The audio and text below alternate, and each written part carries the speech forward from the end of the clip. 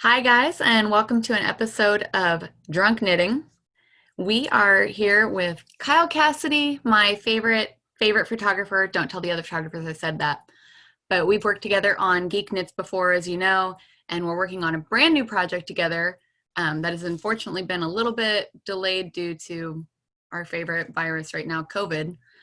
We should have been in Iceland and back by now, but instead, I'm going to teach him how to knit. And Kyle brought a special guest that we're going to talk to a little bit and hear some cool information about textiles today. Thanks, Joan. So with us, we have Brad Hafford, who is an archaeologist at the University of Pennsylvania, and he has done archaeology in the United States, but also in Egypt, and most recently in Syria and Iraq.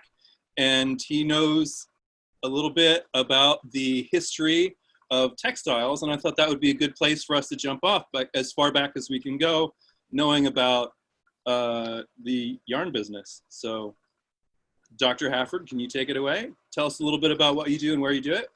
Yeah, I've certainly worked all over the place, not just Egypt, Syria, Iraq, but also Greece. And I don't study textiles in particular, but I study the ancient economy. And textiles have been a big product that have been shipped out of Mesopotamia for thousands of years. So it's something that I do have a general interest in, at least. And we're talking about something a very long time ago. So the history of weaving and of making clothing goes back at least 6,000 years, and I believe quite a bit farther back than that. So people were hunting and gathering back in the Paleolithic, and they would hunt animals and they would eat the meat and they would take the hides, make clothing out of that. But somewhere around 10,000 years ago, something like 8,000 BC, people settled down and started to farm. They would grow crops and they would raise animals. So they eventually realized that, and it probably didn't take too long, but I don't know, somewhere in those first 2,000 years, sounds like a long time, but by 6,000 BC, I think they are already using what we call secondary products from animals. And those secondary products are things like milk, because they're raising sheep, they can milk the sheep and they can drink that. They can use animal labor, and they can also use wool. And so they've started to spin the wool to make thread, and they're actually making clothing out of that. Do you know how they spun the wool? We do at least have a pretty good idea, because even though wool and the things they make from the wool don't preserve in the environments for thousands of years, we do know something about the techniques they use, because there are pieces of the equipment that do survive. So the main thing are spindle whirls. When you spin thread, you need to twist it, basically. And so you would get a spindle, which is just a long stick, and you would put a weight on it. Usually it's just made of clay and it's got a hole in it. And then that allows it to spin and make sure that you can get that into the thread. And people have experimented with the old techniques as well. It's still actually used by some people around the world anyway. And so we know how thread is made. Much later, they got spinning wheels and things like this. But initially, for thousands of years, it was just spin the thread with one of these sticks and a clay whirl. Joan, have you ever done that? Yeah, we call that drop spindle. Sure. And so I've started with a drop spindle and then eventually got a spinning wheel, which is much easier to use than the drop spindle, at least for me. So that's interesting, because I don't think the way a drop spindle looks has changed all that much. I seriously doubt it. They sometimes decorate them, and you can trace styles that, just aesthetic styles of the whirl, not necessarily of anything you're making. But one thing we have found is that there's both a bottom spindle where you're on the bottom of it, and there's a top spindle, and it results in different wear patterns. So we try to find out, were they using it on the bottom or the top, by looking at the way the spindle is worn. And that is pretty interesting. You have to look at the tiny scratches on these things, and some of them are made of stone, and those will hold that scratching. That's very interesting. Are there archaeologists who are, I guess, like, knitters also who are? Oh, I'm sure there are, but I don't know how far back knitting goes. It has to go a long way back, but we don't find anything we would call a knitting needle. We do find loom weights, so we know they were weaving on looms quite early. These weights just hold down the warp so that the weft can be put through it. You know, you have to make sure that it's taut, and then you push these others through to make the cloth. And that does happen quite early, but we don't find them quite as early as some of these spindles. One of my favorite sites to study right now is an old one that Penn excavated in the 1930s. So we have some of the artifacts. Back then, we could keep half of the artifacts and the other half stayed in the country. Now, when we excavate, everything stays in the host country. We don't bring anything home. But there are pieces in our museum that I study. And the site is called Tepe Gowra. It's in northern Iraq. And I like it because it's so early. And I keep looking farther and farther back in time. I don't want to quite say I'm chasing origins, but I kind of am. It's just hard. You can't really find a pinpoint. Oh, this was invented on this day when you're looking 6,000 years ago. But by level 12 of Tepe Gowra, which dates somewhere around 4,500 BC, we have lots of these spindle whorls.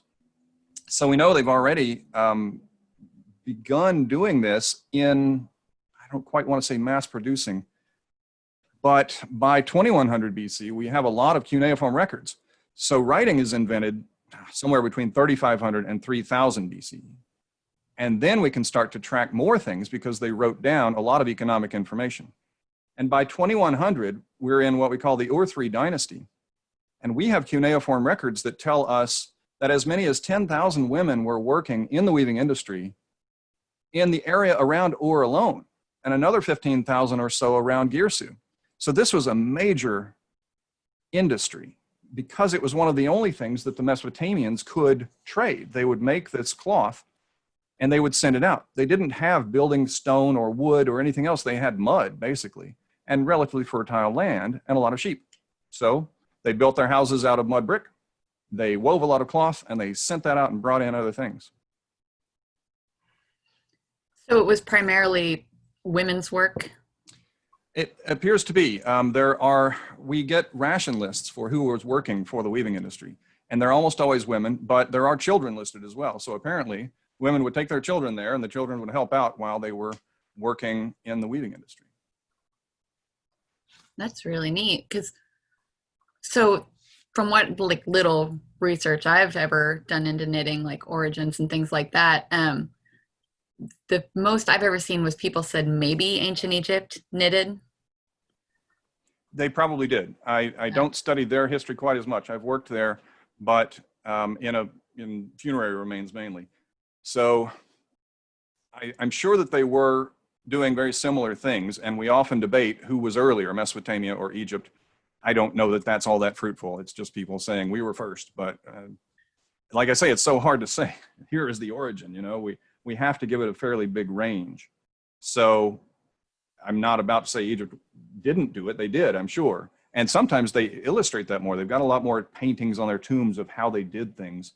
And in Mesopotamia, we don't often find that much that is painted or illustrating things that they did.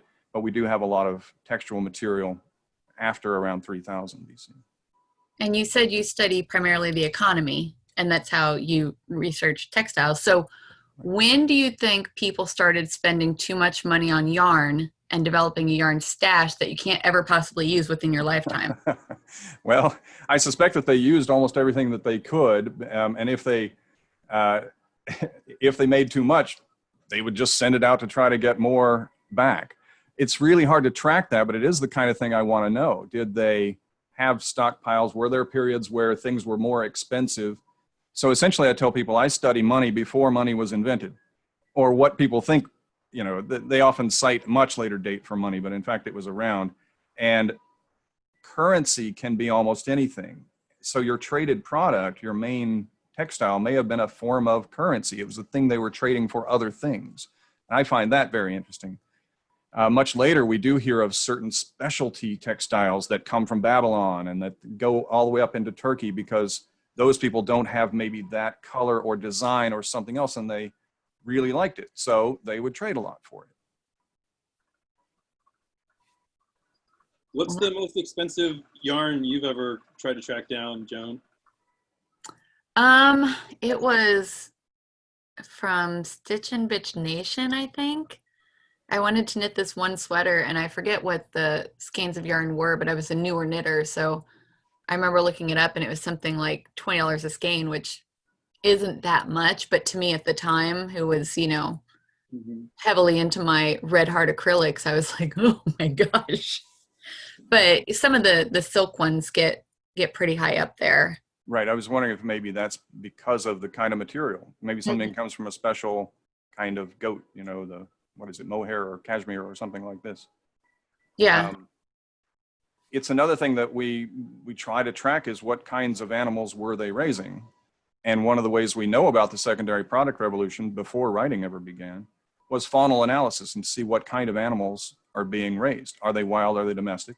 And then we start to find that many of the animals that are being kept domestic are living longer at a certain point. And that's because they're keeping them around for those secondary products, not killing them early and eating them.